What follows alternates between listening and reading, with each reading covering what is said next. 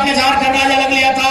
आपने झारखंड राज क्या केवल अपनी पुतोह लोग को विधायक बनाने के लिए लिया था? इस बात का उत्तर दीजिएगा गुरुजी, यदि आपके कानों तक मेरी आवाज आ रही है तो। आज बगल में, यही बगल में माननीय मुख्यमंत्री की अर्धांगिनी बैठी है जो गांडे की विधायक है। वो एक महिला विधायक है, इसलिए हम महिला पर विशेष टिप्पणी नहीं करेंगे, उन पर कोई छीटाकशी नहीं करेंगे। लेकिन वो मंचों पे आती है और अपने भाषणों में बार बार 1000 रुपए का जिक्र करती है कि हमने मैया सम्मान योजना दिया 1000। ऐसा लगता है उन्होंने हमें खैरात दिया है, हमें भीख दिया है। बड़ा दुर्भाग्य कि कोई 1000 रुपया देकर इस प्रकार से महिमा मंडन करता है। आज मैं माननीय मुख्यमंत्री, उनकी अर्धांगिनी, चूंकि दोनों सरकार में दोनों सम्मिलित हैं, मैं उन्हें साफ साफ कहूंगा 1000 नहीं, आप 500 रुपया देके वोट ले जाइए। लेकिन हमारा एक शर्त होगा, आपके परिवार में 4 विधायक है, आप डिसाइड कर लीजिए एक कौन रहेगा, 3 को इस्तीफा दीजिए। इस बार सारा वोट कौन इस्तीफा देगा? कल्पना मैडम इस्तीफा देंगे या बसंत सोरेन जी इस्तीफा देंगे या सीता मैडम इस्तीफा देंगे? हेमंत सोरेन जी बताइए। अरे वाह, ये झारखंड के लोगों को आज भी आप लोग बोका समझ रहे हैं। आपने हमें क्या दिया? अभी हमें नहीं, हमारी माओ और बहनों को मैया सम्मान योजना आपने दिया। भैया लोग क्या झाल बजाएंगे?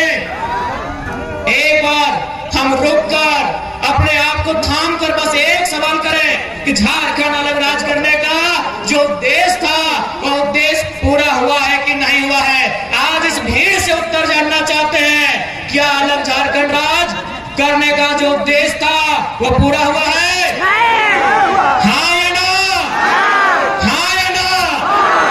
आज हर एक गांव की गली से, खेत के चौपाल से यही आवाज आती है, खेतों की पगडंडियों से, गांव के चौपाल से, कि झारखंड राज हमने जो सोच कर लिया था आज वो कोसों दूर है हमसे। हमने झारखंड राज इसलिए लिया था कि जब हम लोग झारखंड राज का अलग निर्माण करेंगे, यहाँ की शैक्षणिक व्यवस्था में सुधार होगा, यहाँ की स्वास्थ्य व्यवस्था में सुधार होगा, यहाँ के नौजवानों को रोजगार मिलेगा, यहाँ के जल जमीन जंगल को सुरक्षित किया जाएगा, यहाँ के आदिवासी मूलवासियों की भावनाओं का ख्याल रखा जाएगा।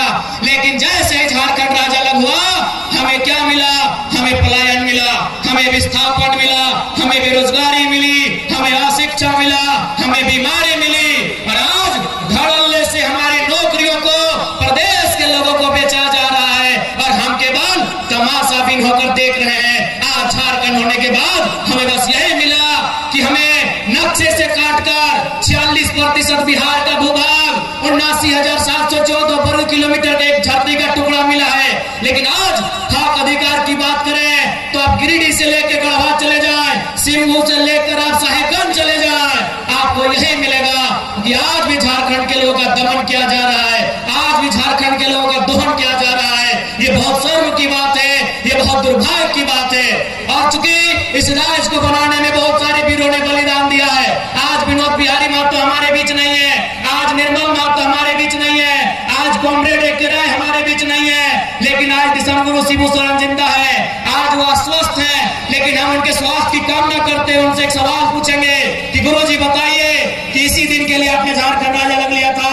आपने झारखंड राज क्या केवल अपनी पुतोह लोग को विधायक बनाने के लिए लिया था? इस बात का उत्तर दीजिएगा गुरुजी, यदि आपके कानों तक मेरी आवाज आ रही है तो।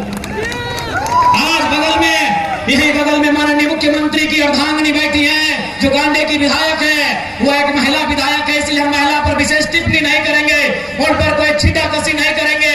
लेकिन वो मंचों पे आती है और अपने भाषणों में बार बार 1000 रुपए का जिक्र करती है कि हमने मैया सम्मान योजना दिया 1000। ऐसा लगता है उन्होंने हमें खैरात दिया है, हमें भीख दिया है। बड़ा दुर्भाग्य कि कोई 1000 रुपया देकर इस प्रकार से महिमा मंडन करता है।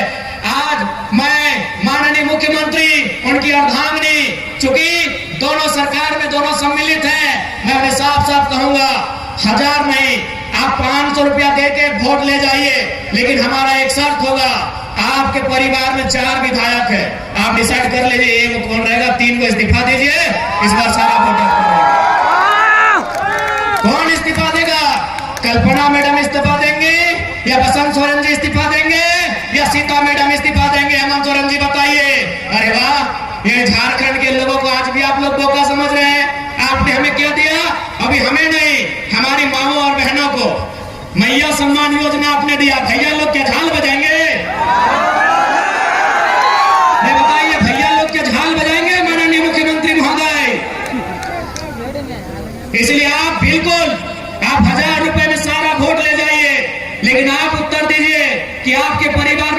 3 लोग हैं जो विधायकी से इस्तीफा देंगे? कौन 3 लोग इस्तीफा देंगे? या यदि आपकी मैडम अगर वो गांडे से विधायक रहेंगी तो मुख्यमंत्री महोदय आप बरहेट और मुख्यमंत्री के पद से इस्तीफा दीजिए। क्या एक परिवार के लिए झारखंड राज्य अलग बना था? क्या एक परिवार के लिए झारखंड राज्य अलग बना था? बताइएगा। नहीं ना? तो ये कौन सा ड्रामा है भाई? ये कौन सा महिमा मंडन है?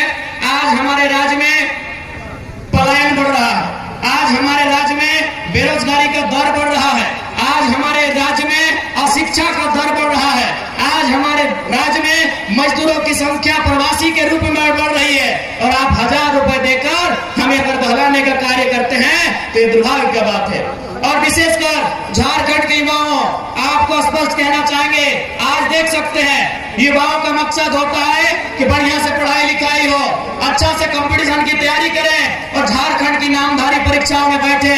आज आपको मालूम है सीजीएल के साथ क्या हुआ? मालूम है आपको क्या हुआ सीजीएल के साथ? पेपर लीक का मामला। आज सीजीएल के साथ क्या हुआ? पेपर लीक का मामला। आप समझ के देखिए, सीजीएल की परीक्षा जिसका इंतजार 2015-16 से किया जा रहा था कि नहीं? 2015-16 से सीजीएल की परीक्षा का इंतजार किया जा रहा था। आज 2024 में 28 जनवरी 2024 को सीजीएल की परीक्षा होती है, लेकिन 2 घंटे बाद पुनः पता चलता है कि पेपर लीक हो चुका है। पुनः री एग्जाम लिया जाता है। एग्जाम कब लिया जाता है? 21-22 सितंबर को लिया जाता है। पुनः री एग्जाम में भी पता चल रहा है कि पेपर लीक किया जा चुका है।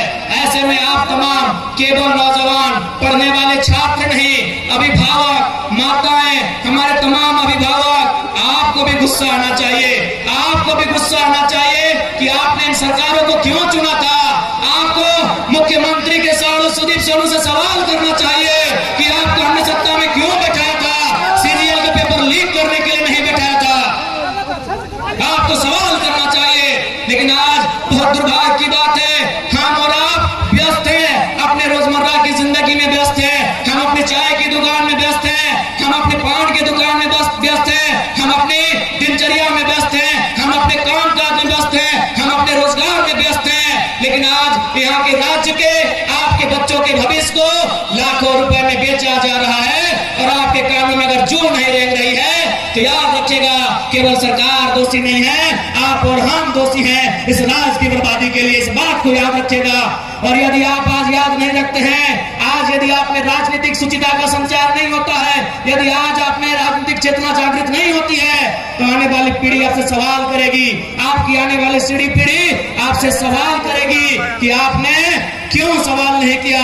जिन लोगों को आपने सत्ता दिया था उन लोगों से सवाल क्यों नहीं किया? कौन जिम्मेदार होगा? सीजीएल की परीक्षा में धांधली का जिम्मेदार कौन होगा? पारा टीचर की जो समस्या है उसका जिम्मेदार कौन होगा? आंगनबाड़ी की सेविका धरने पर बैठी है, उनका जिम्मेदार कौन होगा? पूरे राज्य में लोग धरने पर बैठे हैं। आज ये सवाल उठता है कि अगर पूरे राज्य में लोग धरने पर बैठे हैं तो इस राज्य में खुशहाल कौन लोग हैं? ये भी हमारे सोचने का सवाल है। और विशेषकर नौजवान साथियों, आपको बताना चाहेंगे, कभी भी आपका ध्यान उस ओर नहीं गया है। आपका ध्यान कभी उस ओर नहीं गया है। हमारा ध्यान नौकरियों की ओर जाता है।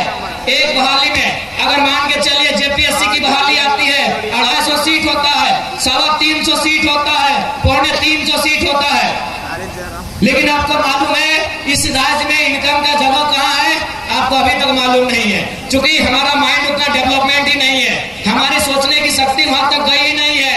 अरे नौकरी वन टाइम अगर जेपीएससी निकालती है तो 250 सीट ज्यादा नहीं रहता है। लेकिन आपको मालूम है आपके गांव में, आपके पंचायत में, आपके प्रखंड में, आपके जिला में जो भी सरकारी मकान है, जो भी सरकारी भवन है, वहां केवल 2-4 अधिकारी सरकारी होते हैं, बाकी एजेंसियों को ठेका दिया जाता है, बाकी कॉन्ट्रेक्चुअल लेवल पे आधार पे होता है, बाकी टेंडरशिप के आधार पे होता है। आप जो पंचायत भवन देख रहे हैं, उस पंचायत भवन में जो खिड़की का रंग पेंट करने का जिम्मा एजेंसी को दिया जाता है, बल्ब लगाने का जिम्मा एजेंसी को दिया जाता है, उसमें इलेक्ट्रिशियन से लेकर फिटिंग हर एक काम एजेंसी को दिया जाता है। तो सोच के देखिए झारखंड में कितना एजेंसी काम कर रहा है। अरे नहीं करने से भी 30,000 35,000 एजेंसी झारखंड में काम कर रही है। छोटी बड़ी सब मिला के 30,000 से 35,000 एजेंसियां काम कर रही है। एक एजेंसी का टेंडर करोड़ों में होता है। आप उन एजेंसियों का लिस्ट निकालिएगा, 1% झारखंड के लोग नहीं है। आप केवल नौकरी देखते हैं कि बहाली कै गो निकल रहा है पुलिस का। आप इतने इस भीड़ में कै गो कॉन्ट्रैक्टर है, इस भीड़ में कै गो एजेंसी के ओनर है। आपकी जानकारी के लिए बता दें, आपके बगल में कोई सरकारी स्कूल होगा, हाई स्कूल होगा या +2 होगा, वहां का प्रिंसिपल सरकारी है, वहां का फिजिक्स का टीचर सरकारी है, वहां के केमिस्ट्री का टीचर सरकारी है। लेकिन आपको जानकारी होना चाहिए, IT, TT और स्पोर्ट टीचर सरकारी नहीं है। IT का टीचर सरकारी नहीं है, TT का टीचर सरकारी नहीं है, स्पोर्ट टीचर सरकारी नहीं है। और आपको यह भी जानकारी होना चाहिए कि IT और TT का टीचर एग्जाम लिख के नहीं आते हैं, एजेंसी के थ्रू आते हैं। वो एजेंसी भी आपकी नहीं है, वो टीचर भी आपका नहीं है। आज तक झारखंड का ध्यान गया ही नहीं है। झारखंड के नौजवान नौकरी के, ठीक है नौकरी अच्छी बात है, हमारी भी पहली प्राथमिकता नौकरी होती है, लेकिन आप एजेंसी को भूल रहे हैं, आप टेंडरशिप को भूल रहे हैं, आप ठेकेदारी को भूल रहे हैं। अरे पैसा वहां है।